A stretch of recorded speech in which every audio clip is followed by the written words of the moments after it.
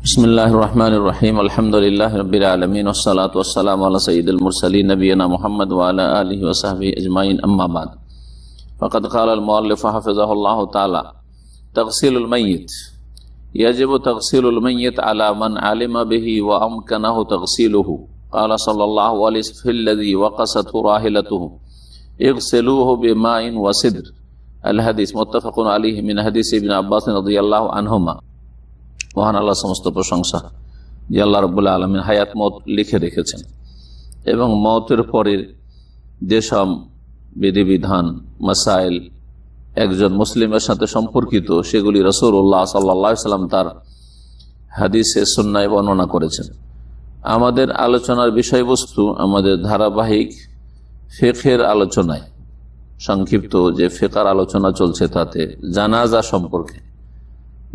সম্পর্কে আজকের বিষয়বস্তু হচ্ছে মাইয়েতের গোসল দেওয়া, মৃত ব্যক্তিকে গোসল দেওয়া। বলছেন লেখক তাগসিলুল মাইয়িত, মাইয়িতকে গোসল দেওয়া। ইয়াজিবু তাগসিলুল মাইয়িত আলা মান আলিমা বিহি ওয়া আমকানাহু তাগসিলুহু। প্রথম কথা, মাইয়িতের গোসলের হুকুম কি? হুকুম কি যখন বলবো তখন হুকুম মানে ফরজ, আর ফরজটাই ওয়াজিব, আর আরেকটা হচ্ছে সুন্নাত, আরেকটা হচ্ছে জায়েজ, ঠিক না? এই তিনটা হচ্ছে করার ক্ষেত্রে আপনি করতে পারবেন। এই তিনটা হুকুম, হয় ফরজ করতেই হবে, আর না হলে সুন্নাত করলে ভালো, আর না হলে জায়েজ করতে পারেন না করতে পারেন। এইটা তিনটি হুকুম হচ্ছে করণীয়, আর দুটি হুকুম হচ্ছে বর্জনীয়। এই পাঁচটা হুকুম ইসলামের যখন হুকুম বলবো তখন হচ্ছে পাঁচটি কথা আপনাকে মনে রাখতে হবে। ফিকহ পড়ার জন্য এই মূল নীতিমালা মনে রাখবেন। যেই দুটি হুকুম করা যাবে না, হারাম, এটার হুকুম কি? হারাম। মিথ্যা কথা বলার হুকুম কি? হারাম, তো বলা যাবে না। দাঁড়িয়ে পান করা বা দাঁড়িয়ে খাওয়ার হুকুম কি? হ্যাঁ, অপছন্দনীয়, মাকরুহ। তাহলে করা উচিত।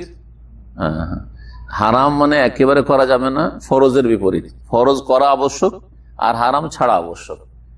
আর সুন্নতের বিপরীত হচ্ছে বা মুস্তাহাবের বিপরীত হচ্ছে মাকরুহ।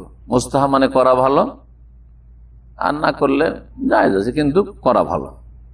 আর মাকরুহ মানে না করাই ভালো, আর করলে হয়তো জায়েজ কিন্তু আপত্তিকর, অপছন্দনীয়। তাহলে এই টোটাল পাঁচটি হুকুম মনে রাখবেন। কে বলতে পারে? তুমি বলো। হুকুম পাঁচটি ইসলামের। হ্যাঁ, পরে এসছে, শোনানি বলেন দেখি। হ্যাঁ, পরে এসছে, কে বলবে? হ্যাঁ, জায়েজ চারটা হলো। জায়েজ না জায়েজ, না জায়েজ তো হারাম হলো না। এইভাবে আমি যেভাবে বললাম এইভাবে বলেন। হ্যাঁ, তিনটা হুকুম হচ্ছে করণীয়, ফরজ, মুস্তাহাব বা সুন্নাত, আর জায়েজ, করা যায় তিনটা। আর দুটো হুকুম হচ্ছে বর্জনীয়, মানে করা যাবেই না অথবা না করাই উচিত। হ্যাঁ, হারাম এবং মাকরুহ। এভাবে বলেন, আর না হলে এভাবে বলেন। ফরজ ডান দিকে, জাস্ট বিপরীত হচ্ছে না হারাম, ফরজের বিপরীত হচ্ছে হারাম। মুস্তাহাব ওর বিপরীত হচ্ছে মাকরুহ। মুস্তাহাব করা ভালো আর মাকরুহ ছাড়া ভালো। হইলো দু চারটা হয়ে গেল। মাঝামাঝি মুবাহ, জায়েজ, করা না করা সমান, মাঝখানে। এভাবে মনে থাকবে, এটা সবচেয়ে ভালো। জি, বলছেন যে গোসল দেওয়া মাইয়িতকে ফরজ, ওয়াজিব। কার ওপর ফরজ? বলছে আলামান আলিমা বিহি, যে জানবে যে একজন মুসলিম মারা গেছে। যে জানে না তার ফরজ হবে না। আপনি জানছেন যে কোন একজন মুসলিম মারা গেছে, আপনার আত্মীয় হোক আর না হোক, আপনার পরিচিত হোক আর অপরিচিত হোক, মুসলিম মারা গেছে, আপনার ওপর গোসল দেওয়া ফরজ। ও আমকানাহু তাগসিলু, এবং আপনি গোসল দিতে সক্ষম পারবেন, গোসল দিতে অপারগ না। যে পারবে এবং জানতে পেরেছে তার উপর গোসল দেওয়া ফরজ। এটি হচ্ছে ফারজে কিফায়া, অর্থাৎ আমরা অনেকে আছি, আমাদের মধ্যে একজন গোসল দিলেই হয় বা দুজন মিলে গোসল দিলেই আদায় হয়ে গেল। নবী করিম সাল্লাল্লাহু আলাইহি ওয়াসাল্লাম বলেছেন ওই ব্যক্তি সম্পর্কে যাকে তার বাহন, স্ত্রী উটের পিঠে চেপেছিলেন হজের সময়, আর সেই সময় উট তাকে আছাড় দিয়ে ফেলে দিয়েছিল। যখন পড়ে গেলেন উনি সাহাবি, বিদায় হজের ঘটনা, মারা গেলেন এই অবস্থায়। উট খুব বদ চরিত্রের জানোয়ার, যদি কেউ পিঠ থেকে পড়ে যায় তো সোজা ওর ঘাড়ের উপর পা দিবে, দিয়ে একবার মড়মড় করে চেপে দিবে, ভেঙে দিবে, সাধারণত বাঁচতে দেয় না। আর যদি উটকে মেরে থাকেন কোনোদিন, তাহলে ও আজীবন মনে রাখবে যে বেটা মেরেছে আমাকে। যদি কোনোদিন আপনাকে পেয়ে নেই সুযোগ, তা আপনাকে মেরে ফেলবে। এই জন্য উটকে বলা হচ্ছে যে বিদ্বেষী জন্তু, দেখেছে, বিদ্বেষী, দীর্ঘদিন অন্তরে বিদ্বেষ রাখতে পারে। হ্যাঁ, ওটার এই চরিত্রটা খারাপ। জি হ্যাঁ, বলেছে ওকে গোসল দিয়ে দাও, এই মৃত ব্যক্তিকে, পানির দ্বারা এবং বরই পাতা দ্বারা। বরই পাতা দিয়ে গোসল দিলে পরিষ্কার হয়, আর তারপরে শরীরটা এমন হয়ে যায় যাতে তাড়াতাড়ি করে পোকা বা কিছু এই লাগবে না, ইত্যাদি ওলামারা বলেছেন। আল হাদিস, হাদিসটা সংক্ষেপ করা হয়েছে মুত্তাফাক বুখারী মুসলিমের হাদিস, আব্দুল্লাহ বিন আব্বাস রাদিয়াল্লাহু তাআলা আনহু থেকে বর্ণিত। আল আওলা বিত তাগসিল, দ্বিতীয় বিষয়টি হচ্ছে যে গোসল দেওয়ার ক্ষেত্রে কে বেশি অধিকার রাখে। একজন মুসলিম মারা গেছে, কে বেশি হক রাখে গোসল দেওয়ার ক্ষেত্রে, এই বিষয়টি। আর রাজুল ইয়াগসিলুহু রাজুল বা ইউগাসসিলুহু রাজুল, পুরুষকে পুরুষ গোসল দেবে। ওয়াল আওলা ওয়াল আফজাল, আর বেশি উত্তম হচ্ছে আন ইখতারা লিতাগসিলিল মাইয়িত সিকাত, আন ইখতারা লিতাগসিলিল মাইয়িত সিকাতুন আরিফুন বিআহকামি তাগসিল। মাইয়িতকে গোসল দেওয়ার জন্য এমন ব্যক্তিকে নির্বাচিত করতে হবে যেই ব্যক্তি গোসলের বিধিবিধান সম্পর্কে অভিজ্ঞ, যে জানে। যেমন আনাড়ি লোককে গোসল দিলেও ঠিক করে তো গোসল দিতে পারবেন না, সুন্নতি তরিকা গোসল দিতে জানে, এমনি পানি দিয়েও দিয়ে দিতে পারবে, কিন্তু গোসলের যে নিয়ম কারণ আছে সেটা যে জানে সে বেশি হক রাখে গোসল দেওয়ার। আমাদের মধ্যে ধরেন এক দুজন মাত্র জানে গোসল দিতে, ওরাই হকদার বেশি। এই জন্য এলেম শেখা প্রথম ফরজ, গোসল দেওয়া হচ্ছে আমল, আর আমলের আগে কি শিখা, কি ফরজ? এলেম ফরজ। জি। এখন ধরেন বেশ কিছু লোক গোসল দিতে জানে, তাহলে কি এখন ওর মধ্যে কয়েকজন গোসল দিতে জানে বা অনেকে গোসল দিতে জানে, ওর মধ্যে তো এক দুজনই না গোসল দেবে, তো কাকে এখানে নির্বাচিত করা হবে? বলছে যে প্রাধান্য দেওয়া হবে মাইয়াতকে গোসল দেওয়ার ক্ষেত্রে ওই ব্যক্তিকে, যেই ব্যক্তিকে মৃত ব্যক্তি ওসিয়ত করে গেছে মৃত্যুর পূর্ব মুহূর্তে। মরার আগে অনেকে গোসল করে দেওয়ার কি করে যায়, ওসিয়ত করে যায় যে আমাকে জানো আমার স্বামী গোসল দেয়, আমাকে যেন আমার স্ত্রী গোসল দেয়, হ্যাঁ আমাকে যেন আমার ছেলে গোসল দেওয়াই, ঠিক আছে, আমাকে যেন আমার আব্বা গোসল দেওয়ান, বা আমাকে অমুক অমুক শেখ অমুক আলেম যেন গোসল দেওয়ান। তাহলে তখন বাপ আত্মীয় স্বজনকে বলে না, যাকে ওসিয়ত করেছে সেই ব্যক্তি বেশি হক রাখে। এজা কানা কাদ আউসা আই ইউগাসসিলাহু শাখসুন মুআয়্যান, এটা কখন? যখন ওসিয়ত করে যাবে মৃত ব্যক্তি যে তাকে যেন কোনো বিশেষ ব্যক্তি গোসল দেওয়ায়। কারণ বলছেন, দলিল কি বলছেন? লিআন্না আবু বকর রাদিয়াল্লাহু আনহু আওসা আন তুগাসসিলাহু ইমরাতু আসমা বিনত উমাইস। আবু বকর রাদিয়াল্লাহু তাআলা আনহু তিনি মৃত্যুর পূর্ব মুহূর্তে বা পূর্ব সময়ে তিনি ওসিয়ত করেছিলেন যে তাকে যেন তার স্ত্রী আসমা বিনত উমাইস গোসল দেওয়ায়। তাহলে এটার দ্বারা কি বোঝা গেল? এক মাসালা বোঝা গেল যে যার নামে ওসিয়ত করবে যে অমুক আমাকে গোসল দেবে, সেই গোসল দেবে, ঠিক না? দ্বিতীয় যে গুরুত্বপূর্ণ মাসালাটি জানা গেল, আরেকটা সবগুলি গুরুত্বপূর্ণ, সেটা হচ্ছে যে স্ত্রী স্বামীকে গোসল দিতে পারে, ঠিক ওই রকমই স্বামীও স্ত্রীকে গোসল দিতে পারে। বেগানা মহিলাকে না, বেগানা মহিলা বেগানা পুরুষকে নয়, কিন্তু স্ত্রী স্বামীকে, স্বামী স্ত্রী গোসল দিতে পারে। এর স্পষ্ট দলিল আছে সাহাবায়ে কেরামদের জামানায়। কিন্তু আমাদের দেশীয় মজহাবে স্বামী স্ত্রী নাকি মারা গেলে বিবাহ বিচ্ছেদ হয়ে যায়, এটা একটা উদ্ভট ফতোয়া আছে। এ বিচ্ছেদ হয়ে যায়, যার ফলে এত বড় জুলম করে সামাজিক ভাবে, পারিবারিক ভাবে, যে স্ত্রীকে স্বামীর মুখ দেখতে দেয়নি মরার পরে। আমাকে একজন প্রফেসর সাহেব, কিং ফাহাদ পেট্রোলিয়াম ইউনিভার্সিটি এখানে ইউপিএম এ পড়ে, বলছে আরে কি বলবেন, আমাদের গ্রামে এক মহিলা স্বামীকে এক নজর দেখার জন্য কান্নাকাটি করছে, ছটফট করছে, দেখতে দিবে না বিদাতি মোল্লাদের ফতুয়ায় গ্রামবাসী দিলই না দেখতে ওকে।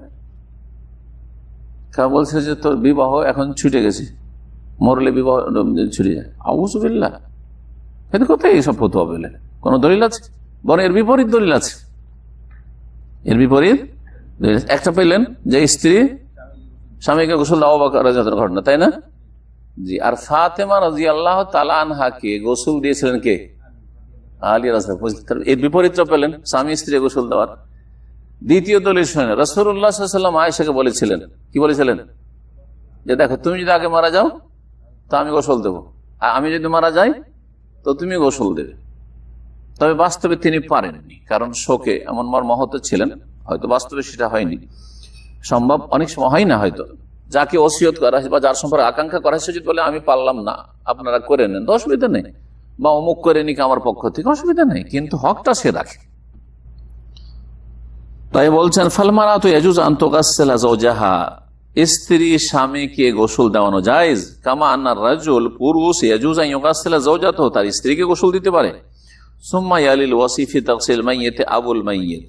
আচ্ছা, ওসিয়ত কাউকে করে যায়নি, বা ও যাকে ওসিয়ত করেছে বলছে যে আমি পারবো না, তাহলে এখন কে বেশি অধিকার রাখে গোসল দেওয়ার? বলছে মৃত ব্যক্তির বাপ যদি বেঁচে থাকে, ছেলেকে গোসল দেওয়ার ক্ষেত্রে বাপ বেশি অধিকার রাখে।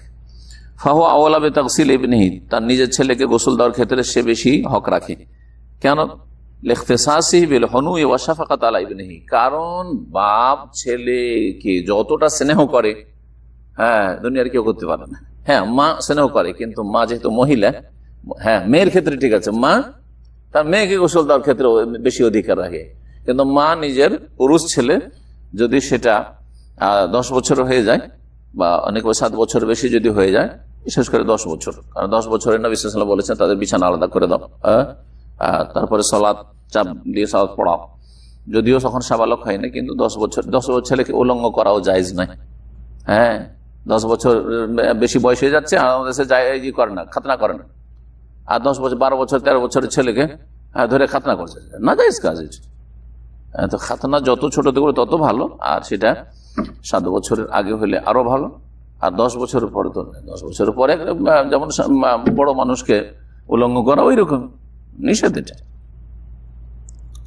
তারপরে বাপ নেই, সমাজাদ্দ দাদা, আর বাপের জায়গায় কে নেবে? না, বাপ না থাকলে দাদা। সমাজাদ্দ লে মোশারাত লিল আব ফিল মারাল মাজকুর, কারণ দাদাও নাতিকে হ্যাঁ ভালোবাসা ওই রকম। সুমা বাকিয়াতুল উসুল, তারপরে দেখতে হবে যারা মূলে আছে, মূলে ওপরে যারা আছে, দাদার বাপ যদি থাকে বা কিছু এরকম। সুম্মাল ফুরু, আচ্ছা তারপরে তখন আসবে শাখা প্রশাখা, মানে নিচে আসবে, অর্থাৎ বাপ মারা গেছে,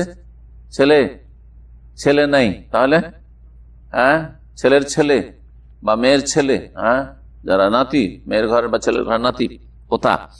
সুম্মাল আকরাব ফাল আকরাব, তার মিন আসাবাতে, তারপরে যারা কাছের লোক, এরা নাই, তাহলে কি আছে? চাচা আছে, হ্যাঁ ভাতিজা আছে, নিজের ছেলে নাকি ভাতিজা আছে, চাচা তো ভাইয়েরা আছে, এরা হচ্ছে আসাবা, সাইডের লোক। মানুষের আত্মীয় হচ্ছে 2 রকম, মৌসুল মূল ওপর দিকে যাচ্ছে, আর হচ্ছে শাখা প্রশাখা নিচের দিকে যাচ্ছে, ছেলে মেয়ে, আর হাওয়াসি পাশের লোক, সাইডের লোকেরা, সাইডের লোক। আমার সাইডের লোক কারা? আমার ভাইয়েরা, হ্যাঁ ভাতিজারা, জি হ্যাঁ, ইত্যাদি ইত্যাদি, এদেরকে আসাবা বলা হয়। যেমন কালে হুয়া, যেমন ভাইরা গোসল দিবে, অথবা ভাইয়ের ছেলেরা, আমাম চাচারা, চাচাদের ছেলেরা। তারপরে এরা কেউ ধরেন রাজি হচ্ছে না গোসল দিতে, অথবা কেউ নাই, তখন যে কোনো মুসলিম গোসল দিবে।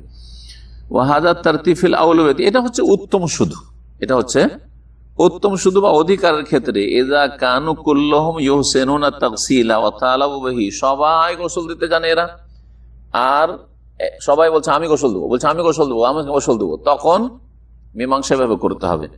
কিন্তু যদি এরকম কিছু না, আর একজন কেউ দিলেই তো হয়, তখন অসুবিধা না, যে কেউ দিলেই চলে।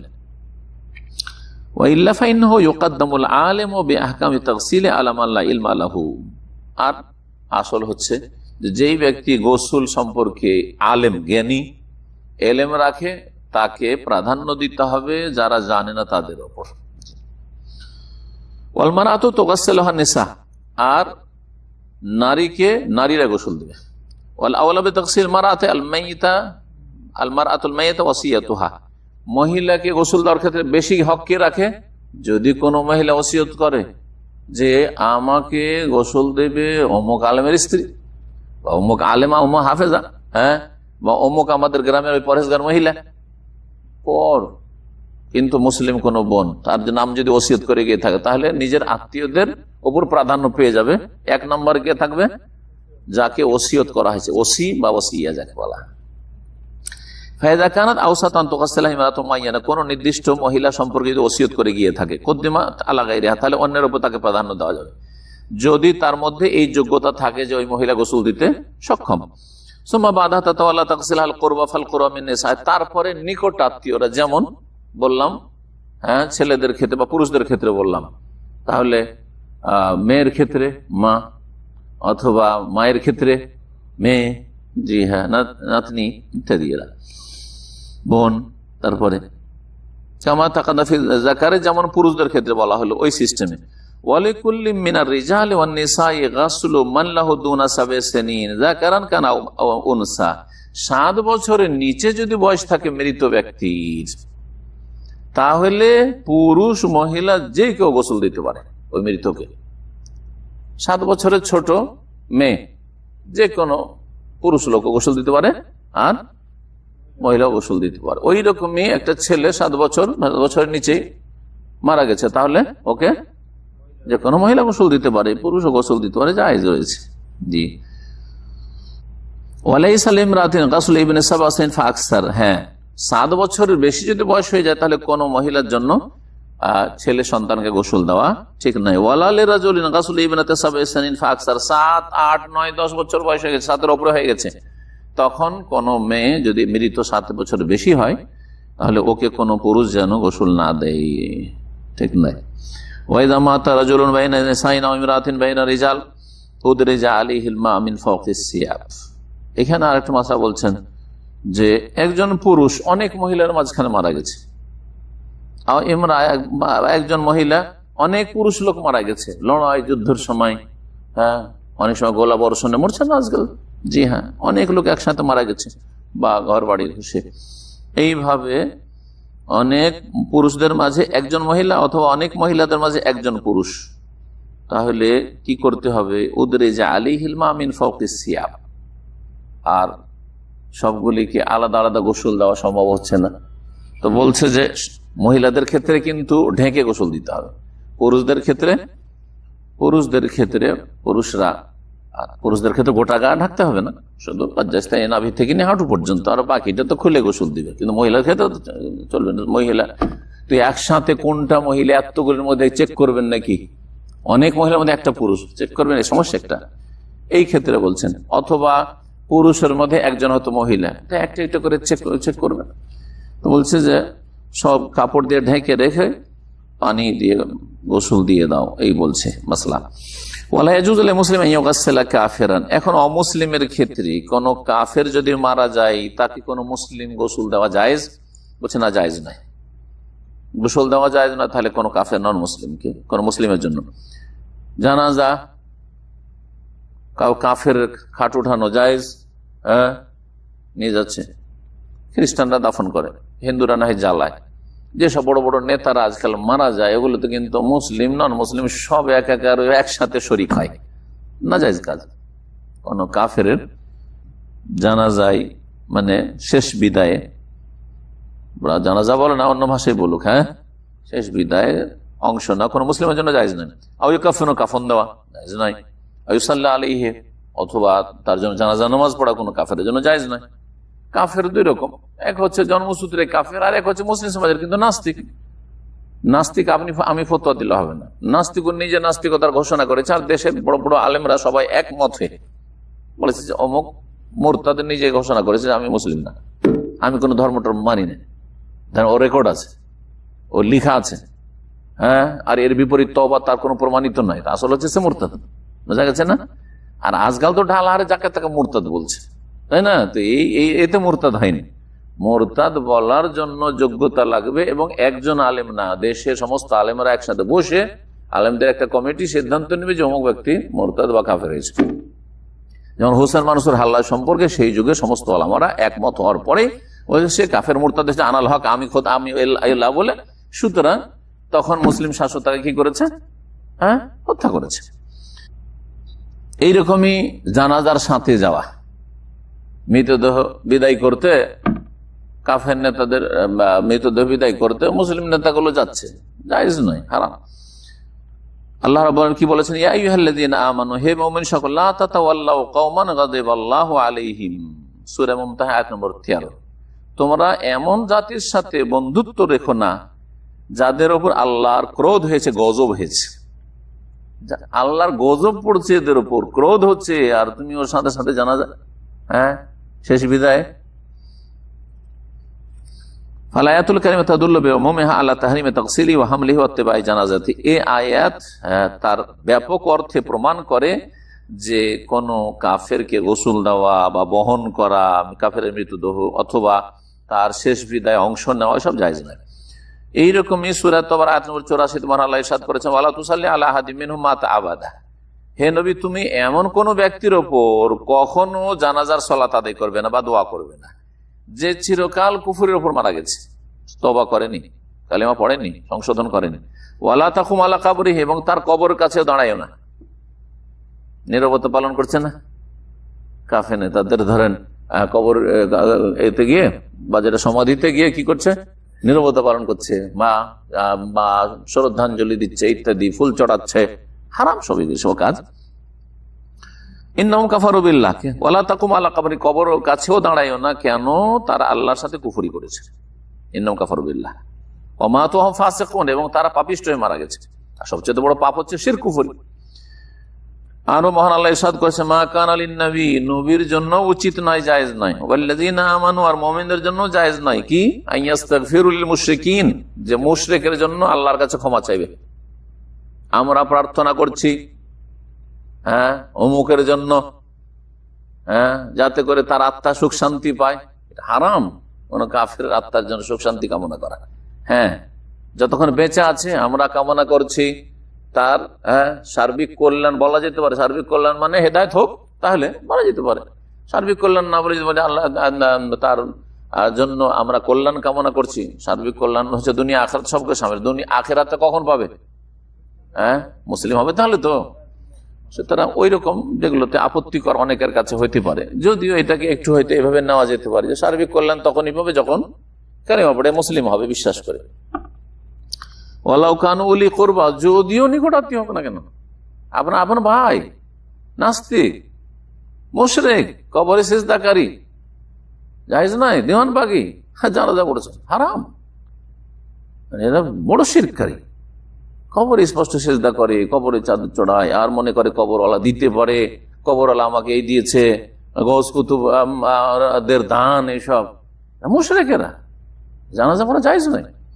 শুধু কথা হবে না যদি হিন্দু জানাজা পড়া জায়েজ নয়, আর আপনি নামে মাত্র সব মুসলিম আর সমস্ত রকমের শিরক করছে, জানাজা পড়া জায়েজ নয়।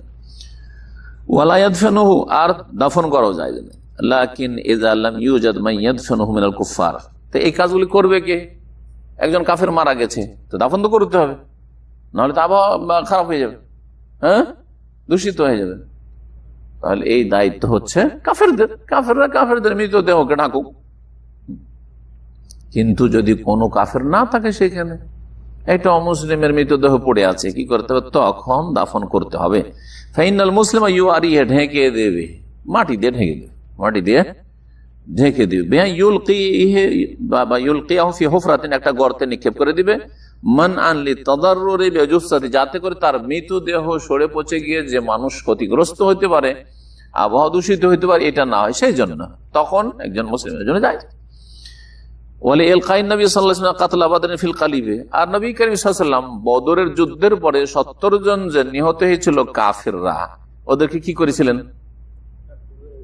কাফের বাকি সেনা তো পালিয়ে গেল, আর 70 জন নিহত হলো। তখন এই মৃতদেহগুলো কি ওখানে ফেলে দিয়ে চলে এসেছেন বদরের মাঠে, সবগুলোকে নিয়ে ওই যে কূপটা ছিল বদরের কূপ, কুয়াতে নিক্ষেপ করেছিলেন। কারা নিক্ষেপ করেছিলেন? রাসূল সাহাবায়ে কেরাম। তাহলে বোঝা গেল যে যদি দেখা যায় যে কোনো কাফের মারা গেছে, এরা কাফের কত বড় শত্রু, মক্কার কাফের সবচেয়ে বড় শত্রু রাসূলুল্লাহ সাল্লাল্লাহু আলাইহি ওয়াসাল্লামের এই উম্মতের বা ইসলামের, তাদের মৃতদেহগুলোকে মুসলমানরাই নিয়ে গিয়ে ফেলেছে যে এখানে বাইরে পড়ে থাকলে আবহাওয়া দূষিত হয়ে যাবে। হ্যাঁ, আর এইভাবে পড়ে থাকা ঠিক না, ছড়িয়ে ছিটিয়ে একটা কূপে ফেলে দিয়েছে। বুখারী মুসলিমের হাদিসে রয়েছে যে নবী সাল্লাল্লাহু আলাইহি সাল্লাম বদর যুদ্ধের পরে সেই নিহত 17 জনের লাশকে বদরের কূপে নিক্ষেপ করিয়েছিলেন।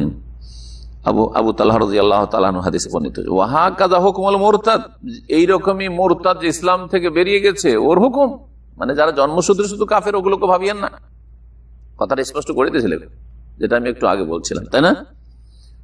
মুরতাদ তারিকুস সালাম, যেমন ইচ্ছা করে নামাজ ছাড়ে, নামাজ পড়ে না, নামাজ পড়তে বলা হচ্ছে পড়ে না, এমন না যে নামাজের গুরুত্ব জানে, যে নামাজ ইসলামের হচ্ছে দ্বিতীয় পিলার, ইসলামের বহিঃপ্রকাশ। আপনার ভিতরে ইমান আছে এটা কেমন বোঝা যাবে?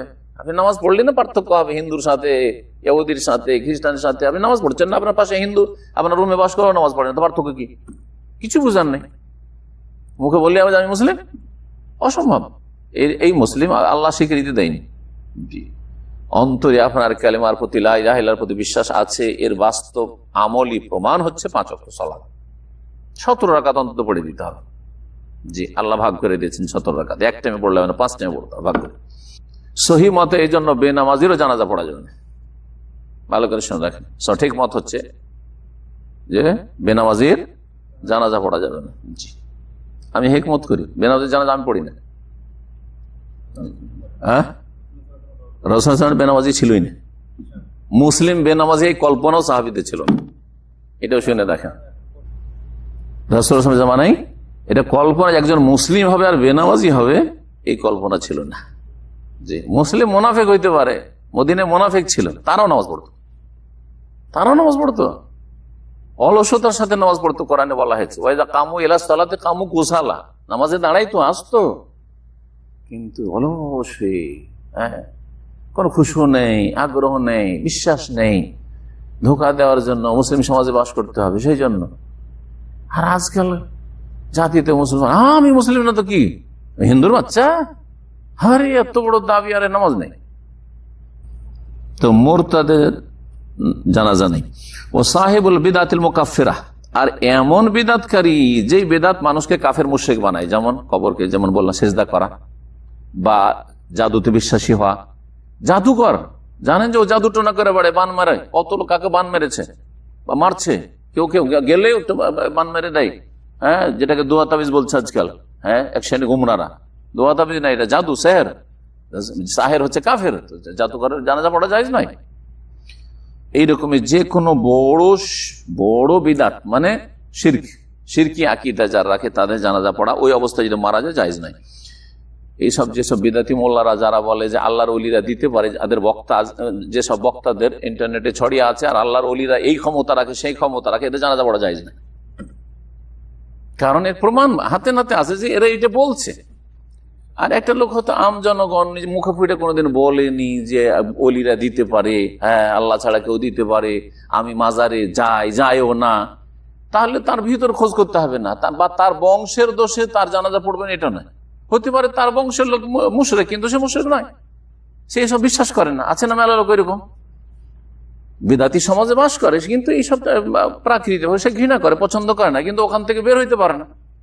জমি জায়গা আছে, বাপ মা আছে, আত্মীয় স্বজন আছে, ছেড়ে যেতে পারে না হয়তো, সেজন্য আছে, কিন্তু সব বিশ্বাস করে না হয়তো, এইসব ভণ্ডামি, ঠিক না? এই জন্য ঢালাহারে আমরা সবাইকে মুশরিক বলছি না। বেদাতি সমাজের যারা স্পষ্ট ভাষায় বলে দিয়েছে অথবা লিখে দিয়েছে যে আল্লাহ যারা বড় বড় গোস কুতুব আছে, এরা সব দিতে পারে, জীবিতকে মৃত করতে পারে, ছেলে দিতে পারে, রোগ ভালো করতে পারে, অথবা সব দলবল বেঁধে নিয়ে যায়, আজমেরে নিয়ে যায়, শাহজালালে নিয়ে যায়, আটরশিতে নিয়ে যায়, এদের জানাজা পড়া জায়েজ না। এর স্পষ্ট বড় শিরকি আকীদার লোক। জি, মুসলিম বলছেন যে একজন মুসলিমের ভূমিকা এইরকম থাকাটা ফরজ। যে কথাটি বলছি এটা এই নয় যে শুধু মুখে বলছি, এইরকম আপনারও ভূমিকা থাকা উচিত। মিনাল কাফের সম্পর্কে, হাইয়ান ওয়া মাইয়াতান, জীবিত অবস্থায়, মৃত অবস্থায়, মারা গেছে, ও আমারই তো ভাই, আমার তো চাচা, জীবনে এক ওয়াক্ত নামাজ পড়ে না, অথবা কবর মাজারে যাচ্ছে, সেজদা করে আসছে, চাদর চড়ে আসছে, আর মহরুল্লাহর জানাজা পড়তে চলে গেল। আউযুবিল্লাহ। মাওকিফুত তাবাররি ওয়াল বাগদা, সম্পর্ক ছেদের ভূমিকা থাকতে হবে। এদের সাথে কোনো সম্পর্ক নেই, দিন তাদের আলাদা, আমার দিন আলাদা, আমার দিন তৌহিদ, তাদের দিন শিরক।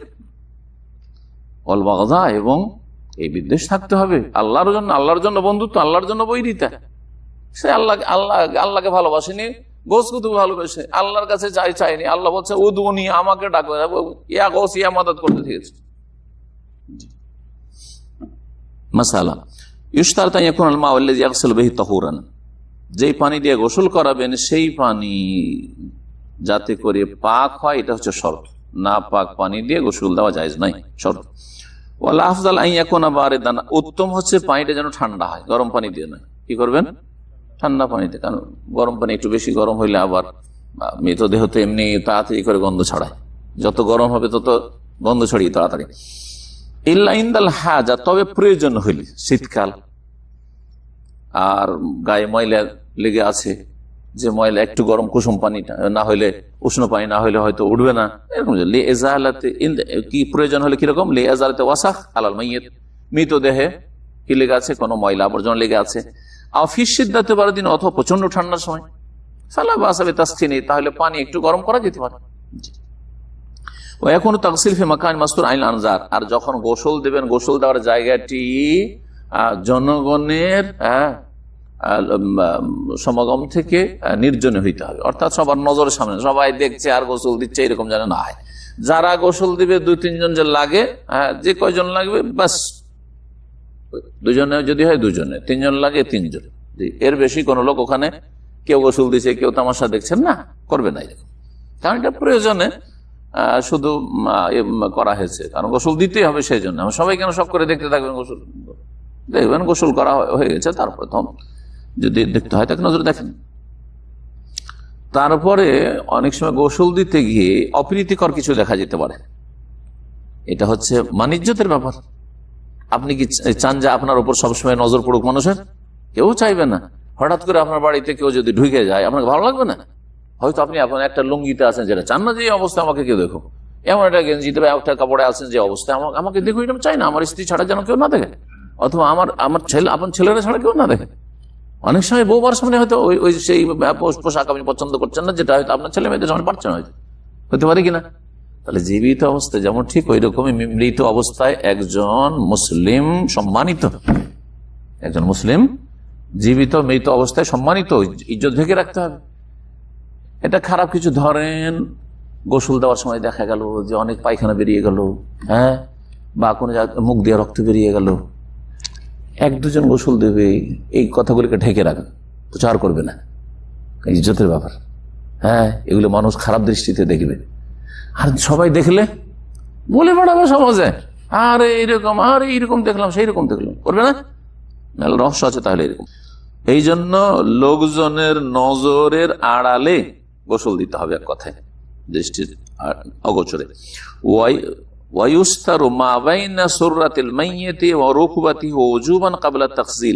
গোসল দেওয়ানোর আগেই হাঁটু থেকে শুরু করে নাভি পর্যন্ত ঢেকে দেওয়া আবশ্যক, ফরজ। গোসলের সময় কখনো নাভি থেকে শুরু করে হাঁটু পর্যন্ত খুলবেন না, ঢাকা থাকে। সুম্মা ইউজাররিদু মিন সিয়াবি, তারপরে এইটুকু ঢেকে দিয়ে বাকি কাপড়গুলি শরীর থেকে খুলবে। আর গেঞ্জি আছে, পাঞ্জাবি আছে, জুব্বা আছে, লুঙ্গি আছে, অথবা পায়জামা প্যান্ট আছে, বাকিগুলো খুলবেন। ওয়ায়ুস্তারু জামিউ বাদানি বিসাবিন, গোটা শরীরটা একটা কাপড় দিয়ে ঢেকে রাখবে। ইউদাউ আলা সারিল গোসলি, আর গোসলের যে খাটটা আছে ওর উপরে রাখবে। মুনহাজিরান নাহওয়া রিজলি, পায়ের দিকে ঝুঁকিয়ে, একটু পায়ের দিকে ঝুঁকে, যাতে পানিগুলো তাড়াতাড়ি নেমে যায়, সমতল হলে তো পানি নামবে না। লিয়ানসাব বানহুল মা ওয়া মা ইয়াখরুজু মিনহু, পানি এবং পানির সাথে পায়ের দিকে কেন ঝুঁকিয়ে রাখবেন, মাথার দিকে কেন ঝুঁকিয়ে রাখবেন না? উদাহরণস্বরূপ পেশাব পায়খানা কিছু বেরোলো, পায়ের দিক দিয়ে নেমে চলে যাবে ভালো, কিন্তু পিঠের দিকে মাথার দিকে যদি আসে খারাপ না? সেই জন্য বলা হয়েছে পায়ের দিকটা ঢালু রাখবে, পায়ের দিকটা ঢালু রাখবে, মাথার দিকটা একটু উঁচু রাখবে। ওয়ায়াহযুরু তাগসিল আল গাসিল, যেই ব্যক্তি গোসল দিবে সে গোসল দেওয়ার সময় হাজির হবে। ওমাই ইউইনু আল গোসলে, আর যে গোসল করার ক্ষেত্রে সহযোগী হবে 1 জন বা 2 জন সে বা তারা হাজির হবে। ওয়ায়ুকরাহু লিগাইরিহিম হুজুরুহু, আর অন্য কারো সেখানে উপস্থিত থাকাটা অপছন্দনীয়, মাকরুহ। সিফাতুত তাগসিল, গোসল দেওয়ার নিয়ম নীতিমালা বা পদ্ধতি, কেমন করে গোসল দেওয়ার তরিকাটা সেখানে আছে। বলছে আইয়ালুফাল গাসিলু আলা ইয়াদিহি খিরকা, প্রথম যে ব্যক্তি গোসল দেবে সে নিজের হাতে একটা নেকড়া বা তেনা, দুটোই বুঝেন তাই না, তেনা কি করে নেবে, পেঁচিয়ে নেবে, তেনা পেঁচিয়ে নেবে। আজকাল উন্নত হয়েছে, তেনা পেঁচাবার দরকার নাই, কি আছে প্লাস্টিকের আজকাল কি বলছে মোজা, এইগুলো আছে, ব্যবহার করবে, যেগুলো আজকাল নার্সেরা বা ডাক্তাররা ইউজ করছে না।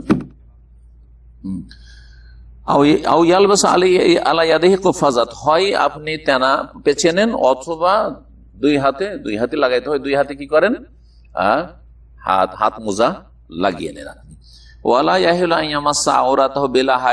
সরাসরি লজ্জা স্থানে হাত দেবে না, কারণ গোসল দেওয়ার সময় তো ভিতরে ওই যে কাপড় দিয়ে নাভি থেকে শুরু করে হাঁটু পর্যন্ত ঢাকা আছে, ভিতরেও তো হাত লাগাইতে হবে, তো সরাসরি হাত লাগানো জায়েজ নয়। এজা কারণ 7 বছরের বেশি বয়স হলে, তারপর 7 বছরের নিচের বাচ্চা হলে অসুবিধা নেই, হাত দেওয়া যেতে পারে, সমস্যা নেই সরাসরি। ফাইমানাজ্জিল মাইয়িতা, প্রথম কি করবে, মৃত ব্যক্তি গোসল দেওয়ার শুরুতে মৃত ব্যক্তিকে ইস্তিনজা করিয়ে দিবে, অর্থাৎ লজ্জাস্থানগুলি ধুয়ে দিবে, পেশাব পায়খানা রাস্তাগুলি পরিষ্কার করে দিবে। যেমন পেশাব পায়খানা করার পরে যা পরিষ্কার করে, এইগুলো হচ্ছে ইস্তিনজা করা আর কি। পানি ব্যবহার করে পেশাব পায়খানা সাফ করা, এটাকে ইস্তিনজা বলা হয়। আর ঢিলা কুলু ব্যবহার করাকে ইস্তিজমার বলা হয়। ইস্তিনজা করে দিব। ওয়ানাকিল মাখরাজ বিল মা, আর পেশাব পায়খানার দ্বারকে পরিষ্কার করে দিবে পানির দ্বারা, ধুয়ে দিবে। সুম্মা ইয়ানবি তাগসিল, তারপরে অন্তরে নিয়ত করবে গোসল দেওয়ার, নিয়ত পড়ার নেই, সব বিধান। ওই সামনে বিসমিল্লাহ বলবে, বিসমিল্লাহ বলার পর ইউয়াজ্জিহুকা উযুইস সালাত, উযু করাবে, যেমন নামাজের জন্য সালাতের জন্য উযু করা হয়, তাহলে উযু করিয়ে দিবে মৃত ব্যক্তিকে। একমাত্র কুলি আর নাকে পানি দেওয়া, এই দুটো কাজ করবে না, ভিতরে পানি ঢোকাবে না, মৃত হাত আর করতে পারছে না, পানি ঢুকাবে ভিতরে না, নাকেও পানি ঢুকাবেন না।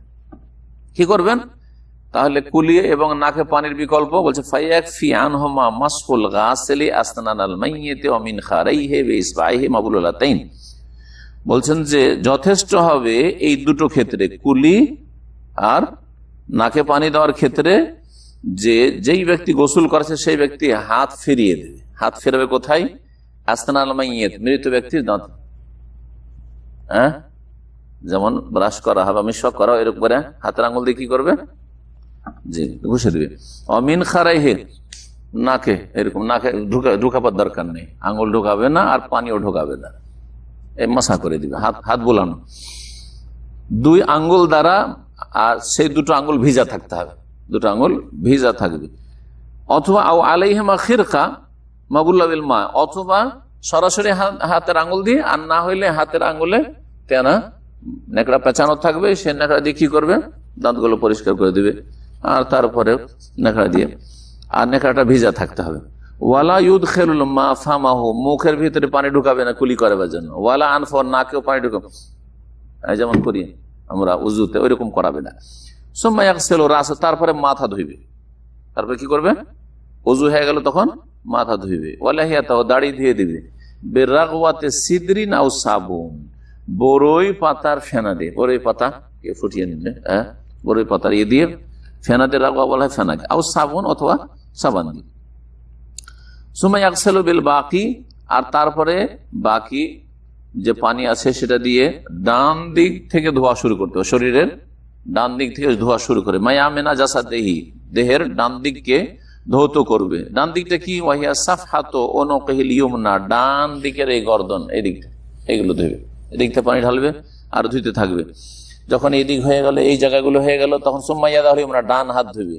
ওয়া কাতিফাহু, আর এই কাঁধা, এইগুলো কাঁধ। সুম্মা শিক্কা সাদরিহিল আইমান, যখন এই সাইডটা হয়ে গেল তখন ডান বক্ষটা, ডান দিকের বুক, এই দিকটা ধুইবে। ওয়াজামবাহুল আইমান, আর ডান পার্শ্ব, এটা পার্শ্ব দেশ, মানুষের পার্শ্ব। আর তারপর ওয়াফাখিদুল আইমান, ডান রান, জি উরু। ওয়াসাকাহু, আর তারপরে পায়ের নলা, ডান নলা। ওয়াকাদামাহুল আইমান, ডান পা, গোটা শরীর তার ডান দিক পুরোটা হচ্ছে আস্তে আস্তে। এই ডান দিয়ে যখন ধোয়া হয়ে গেল, সুম্মা ইউকাল্লিবু আলা জামবিহিল আইসার, তারপরে তাকে উল্টে দিতে হবে। মেয়েটাকে তাহলে উপুড় করে দিবে, চিত হয়েছিল, এখন উপুড় করে দিতে হবে। উপুড় করে দিয়ে কি করতে হবে বলছেন যে সুম্মা ইউকাল্লিবু আলা জামবিহিল আইসার, বাম দিকে উপুড় করে দিয়ে ফায়াগসিলু শিক্কা যাহরিহিল আইমান, ডান এখন পিঠের দিক তো ধোয়া হয়নি, এদিক তো না হয় হাত ফিরিয়েছেন, ধুয়েছেন, আপনি পরিষ্কার করেছেন, পিঠের দিক, ডান পিঠের দিকে, ডান পিঠের দিক যখন হয়ে গেল, পিঠের দিক করার জন্য ওই উপরটা করতে হচ্ছে আর কি। ফায়াগসিলু শিক্কা যাহরিল আইমান, ডান পিঠ, হ্যাঁ পিঠের ডান দিকটা, সুম্মা ইয়াগসিলু জানহুল আইসার কাযালিকা, তারপরে বাম দিক শুরু করবেন। বাম দিক কোন দিক থেকে শুরু করবেন?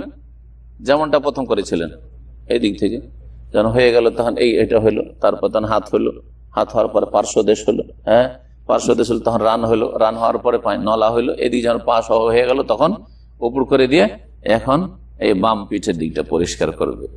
এটা হচ্ছে সুন্নতি তরিকা, মুস্তাহাব তরিকা। ওয়ায়ুস্তাহাব্বু আন ইয়ালুফা আলা ইয়াদিহি খিরকা হালা তাগসিল, গোসল দেওয়ার সময় মুস্তাহাব হচ্ছে এই যে গায়েও যখন হাত ফিরাবেন, হ্যাঁ লজ্জাস্থান হাত দেওয়ার সময় তো জরুরি যে হাতে কি রাখতে হবে, তেনা বা মোজা রাখতে হবে, কিন্তু এমনিও গায়ে যখন হাত ফেরাবেন বা হাত ধুবেন তখন যদি হাতে মোজা বা তেনা বাঁধা থাকে তো এটা বেশি ভালো।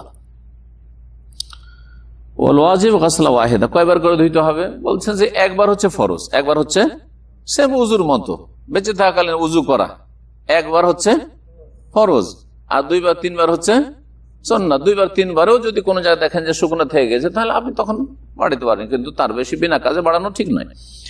তো বলছেন যে একবার হচ্ছে ওয়াজিব, ইন হাসাল ইন কাবিহা, একবার যদি পরিষ্কার পরিচ্ছন্ন হয়ে যায়। ওয়াল মুস্তাহাব সালাসা গাসলাত, আর মুস্তাহাব হচ্ছে তিনবার করে গোটা শরীরটা ধোয়ানো। ওয়াইনলাম ইয়াহসুল ইনকা, যদি দেখা যায় যে তিনবারও পরিষ্কার হলো না, তারপরে পেশাব পায়খানা বেরিয়ে চলে আসছে বা কিছু এরকম ময়লা আবর্জনা আরো আছে, অনেক সময় অ্যাক্সিডেন্ট দুর্ঘটনা হলে ধুলো বালি থেকে যেতে পারেন না, ধরেন তিনবার হচ্ছে না, জাদা ফিল গোসলাতে হাত্তা ইউনাক্কিয়া বা ইউনাক্কা, পরিষ্কার পরিচ্ছন্ন করা পর্যন্ত তিনবার, যে 4 বা 5 বার, বেজোড় হলে ভালো 5 বার 7 বার, জি হ্যাঁ।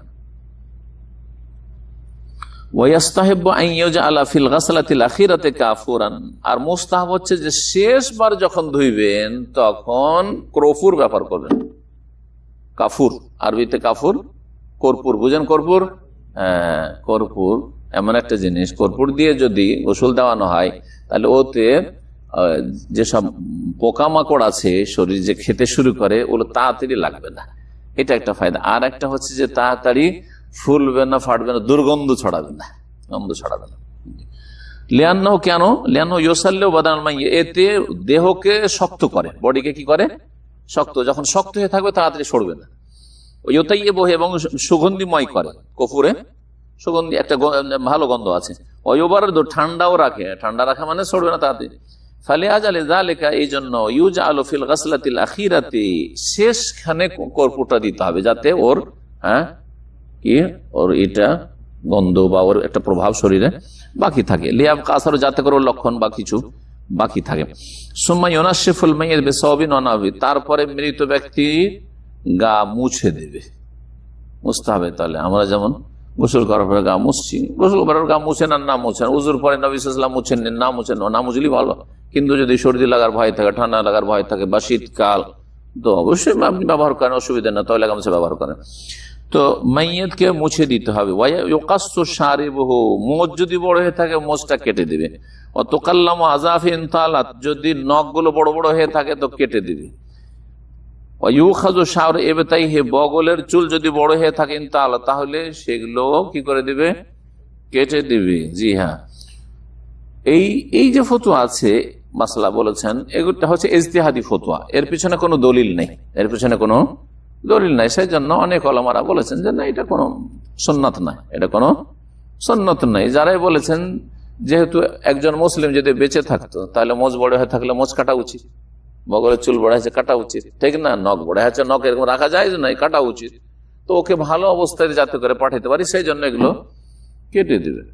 কিন্তু সেখানে বলেছেন যে এগুলোর কোনো দলিল নাই, সুতরাং অনেক ওলামারা এরকম বলেছেন। এগুলো জন্য বাড়াবাড়ি করার দরকার নাই, যদি মনে হয় কেটে দিবে, না হলে এসব প্রয়োজন নেই। ওয়ায়ুযফারু শা'রু রাসিল মারআতি সালাসা কুরুন, মহিলা যদি হয় তাহলে মহিলাকে গোসল দেওয়ার পরে মহিলার যে চুল আছে চুলটাকে তিনটা বেনি করে দিবে, তিনটা বেনি করে দিবে। ওয়ায়ুস দালুমি ওয়ারাইহার পেছন দিকে, সামনের দিকে না, পেছন দিকে কি করবে? হ্যাঁ, লটকিয়ে দিবে। ওয়ায়ুস্তাহাব বলে মান গাসসালা মাইয়াতান আইয়াগতাসিলা বাদা তাগসিলিহি, যেই ব্যক্তি গোসল দেবে বা যারা গোসল দেওয়ায় শরীক থাকবে তারা গোসল করবে, এটা হচ্ছে মুস্তাহাব, তাদের গোসল করা হচ্ছে মুস্তাহাব। ওয়ালাইসা যালিকা বিওয়াজিব, এটা ওয়াজিব নয়। আমার হাদিস রয়েছে যে ব্যক্তি গোসল দেবে সে যেন গোসল করে, এটা ফরজ হুকুম নয়, বরং এটা হচ্ছে মুস্তাহাব। এখানে আজকের আলোচনা শেষ করছি, আর এরপরে ইনশাআল্লাহ আহকামুত তাকফিন, কাফনের মাসালা আলোচনা করব, আর তারপরে জানাজার সালাত, আর তারপরে ইনশাআল্লাহ তাআলা দাফন। এইভাবে আমাদের 2-3 সপ্তাহে জানাজার আলোচনা ইনশাআল্লাহ শেষ হবে। এখানে আজকের আলোচনা শেষ করছি। সাল্লাল্লাহু আলাইহি ওয়া সাল্লাম মুহাম্মদ ওয়া আলা আলিহি ওয়া সাহবিহি আজমাইন। সুবহানাকাল্লাহুম্মা ওয়া বিহামদিকা আশহাদু আল্লা ইলাহা ইল্লা আনতা আস্তাগফিরুকা ওয়া আতুবু ইলাইক।